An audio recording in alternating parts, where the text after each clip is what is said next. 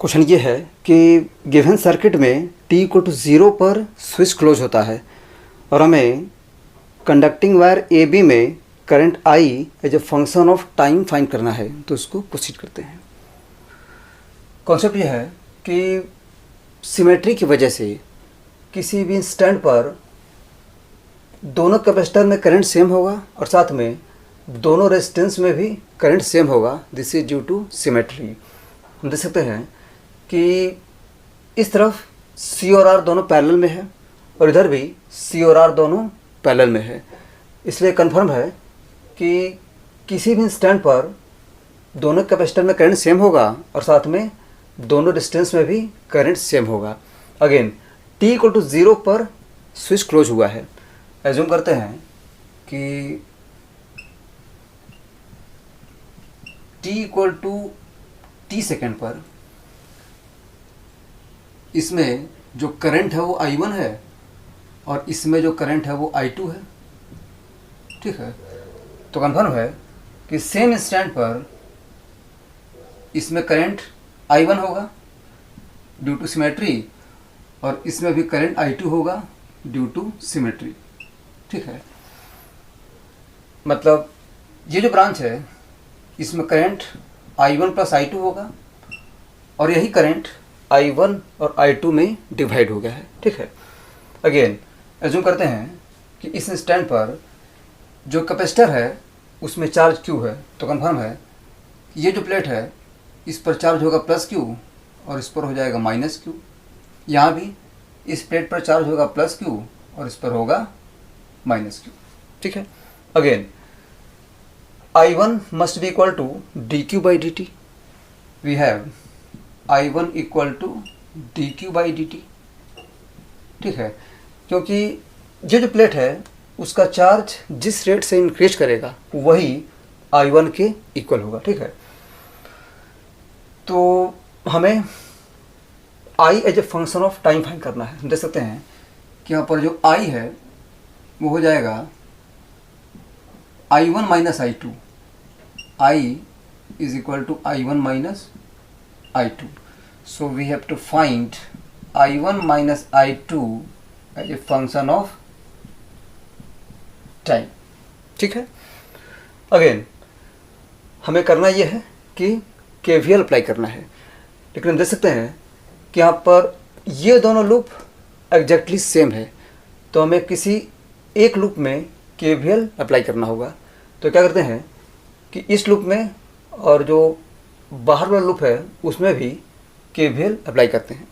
तो पहले ये जो लूप है उसमें KVL अप्लाई करते हैं। तो अगर हम यहाँ से यहाँ जाएँ तो पोटेंशियल डिक्रीज करेगा, ये हो जाएगा माइनस Q बाई C और ये जो है वो कंडक्टिंग वायर है, इसके क्रॉस पोटेंशियल 0 होगा और जब हम यहाँ से यहाँ आएंगे तो पोटेंशियल इंक्रीज करेगा प्लस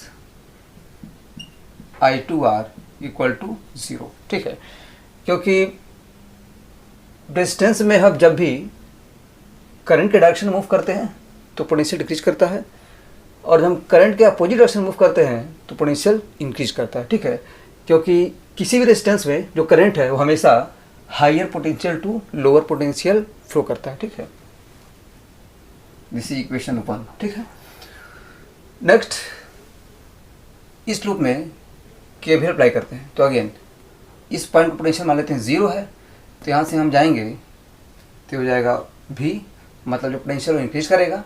अगर यहाँ से हम पोटेंशियल डिक्रीज करेगा, ये हो जाएगा minus I1 plus I2 into R। ठीक है, अगेन इधर से जाते हैं तो अगर पोटेंशियल डिक्रीज करेगा, ये हो जाएगा माइनस I2R। अगेन यहाँ से आएंगे तो पोटेंशियल में कोई चेंज नहीं होगा because this is conducting wire. और अगेन यहाँ से यहाँ आते हैं तो पोटेंशियल डिक्रीज करेगा, ये अगेन हो जाएगा माइनस I2R और अगेन ये जो पॉइंट है उसका पोटेंशियल 0 है। So this must be equal to 0। ठीक है, दिस इज इक्वेशन 2। ठीक है, तो हमारे पास 3 अननोन है और 3 इक्वेशन भी है। ठीक है, हमारे पास I1, I2 और Q 3 अननोन है और 3 इक्वेशन भी है। तो कंफर्म है कि यहाँ से हम I1, I2 और Q तीनों को as a function of time find कर सकते हैं, ठीक है। तो यहाँ पर ये जो इक्वेशन है ये है v minus I one R minus ये हो जाएगा 3i2r इक्वल टू 0, ठीक है। तो हमारे पास ये इक्वेशन है, ठीक है, और ये हो जाएगा i2r equal to q by C, ये इक्वेशन है, और साथ में ये इक्वेशन है, ठीक है। 3 अननोन 3 इक्वेशन। तो हमें करना ये है कि किसी भी तरह से Q में एक डिफरेंशियल इक्वेशन फॉर्म करना है। तो अगर हम I2 को Q से रिप्लेस कर दें तो हमें I1 और Q में एक इक्वेशन मिल जाएगा, और जो I1 है वो dq बाई dt के इक्वल है, तो वहाँ से हमें डिफरेंशियल इक्वेशन मिल जाएगा, ठीक है। So this imply that v minus I1r equal to 3i2r and i2r is equal to q by c, and this imply that again I1 की value dq by dt put करते हैं। So we have v minus r dq by dt equal to 3q by c। तो इस तरह से differential equation form हो गया, और यहाँ से हम q as a function of time easily find कर सकते हैं। So this imply that dq by dt is equal to ये हो जाएगा v minus 3q by C divide by r, ठीक है। This is equal to v by r minus 3q by C R, ठीक है। That is cv minus 3q by C R, ठीक है। So this imply that dq by ये हो जाएगा cv minus 3q equal to dt by C R, ठीक है। तो इसको इंटीग्रेट करते हैं, इंटीग्रेटिंग बोथ साइड। तो t इक्वल टू 0 पर q की वैल्यू 0 थी, और t equal to t second पर q मान लेते हैं q हो जाता है।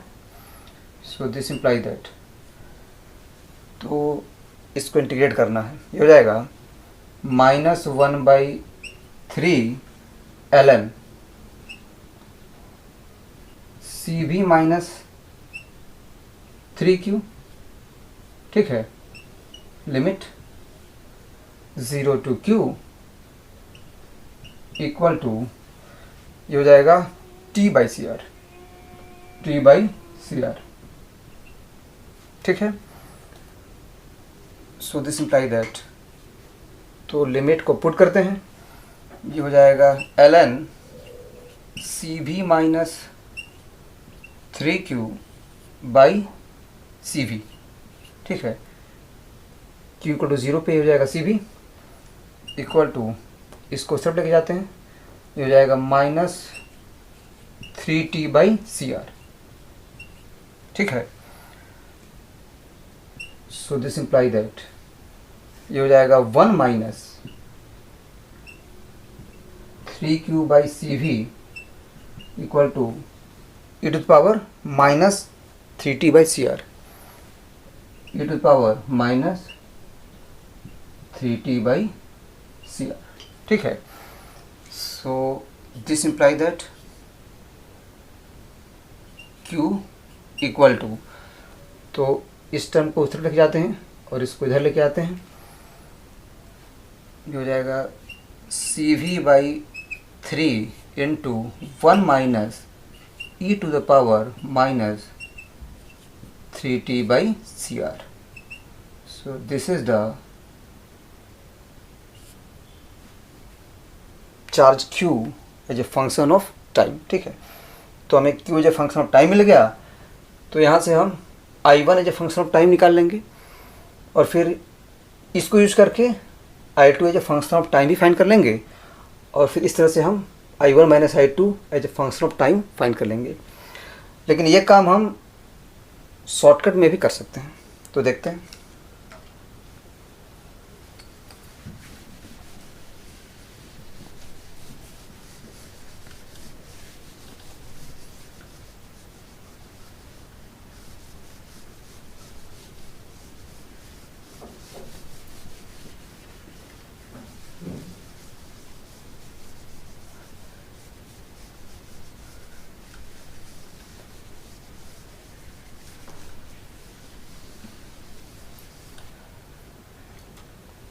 We have I1 minus I2 equal to, तो Q as a function of time मालूम है, मतलब I2 as a function of time मालूम है। तो क्या करते हैं कि ये जो इक्वेशन है उसमें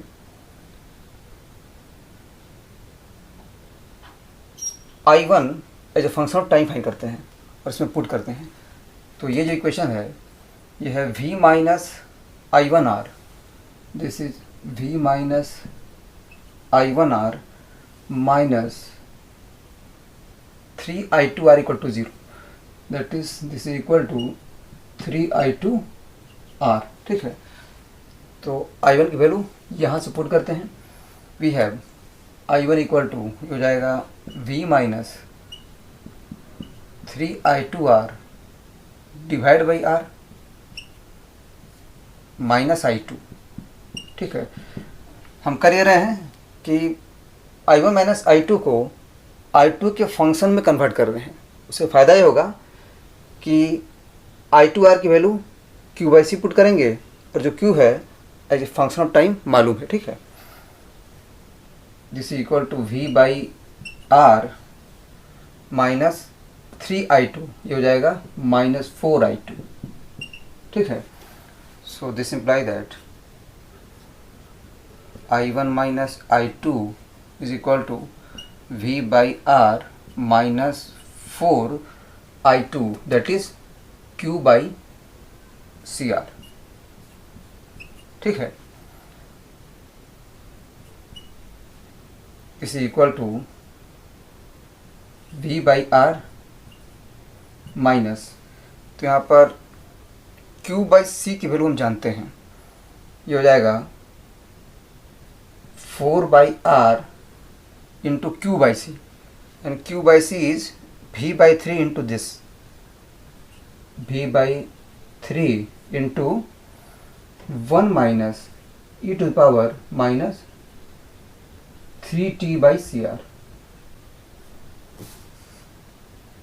So this imply that I1 minus I2 is equal to, तो यहाँ से V बाई 3R कॉमन ले लेते हैं, इसको लिखते हैं 3V बाई 3R और V by 3R common,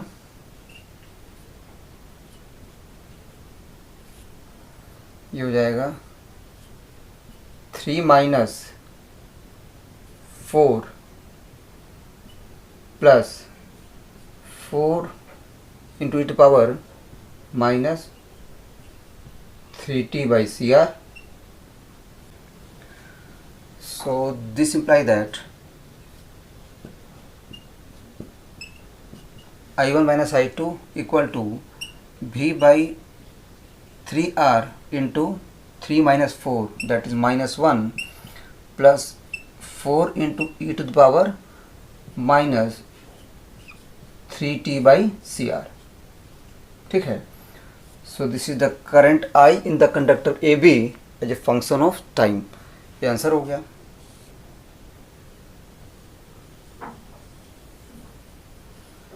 again ये जो रिजल्ट है उसको हम क्रॉस वेरीफाई भी कर सकते हैं. ठीक है. t इक्वल टू 0 पर स्विच क्लोज होता है, तो जैसे ही स्विच क्लोज होगा दोनों कैपेसिटर शॉर्ट सर्किट की तरह बिहेव करेगा और जो करंट है वो रेजिस्टेंस के थ्रू फ्लो नहीं करेगा. जो करंट है वो कैपेसिटर के थ्रू फ्लो करेगा, क्योंकि दोनों कैपेसिटर शॉर्ट सर्किट रहेगा। मतलब t इक्वल टू 0 पर जैसे ही स्विच क्लोज होगा, जो करंट है वो कुछ इस तरह से फ्लो करेगा, ऐसे आएगा, ऐसे जाएगा, फिर ऐसे चला जाएगा, ठीक है। तो t इक्वल टू 0 पर जो करंट है वो होगा V/R, ठीक है। चेक करते हैं, t इक्वल टू 0 पुट करते हैं तो ये हो जाएगा -1 + 4, that is 3V/3R, that is V/R। तो इस तरह से ये मैच कर रहा है। Again t equal to infinite पे क्या होगा कि दोनों कैपेसिटर के थ्रू करंट 0 रहेगा और जो करंट होगा वो हो जाएगा V/R + R + R, that is V/3R। Check करते हैं तो t इक्वल टू इन्फिनिटी पे ये टर्म 0 हो जाएगा, ठीक है। And we have I1 - I2 equal to -V/3R, ठीक है, क्योंकि जो करंट है वो ऐसे फ्लो करेगा, ठीक है। t इक्वल टू इन्फिनिटी पर जो करंट है वो ऐसे जाएगा, इसलिए यहाँ पर I1 - I2 की वैल्यू माइनस में आ रही है, ठीक है। तो इस तरह से ये आंसर हो गया और ये सॉल्यूशन हो गया। Thank you.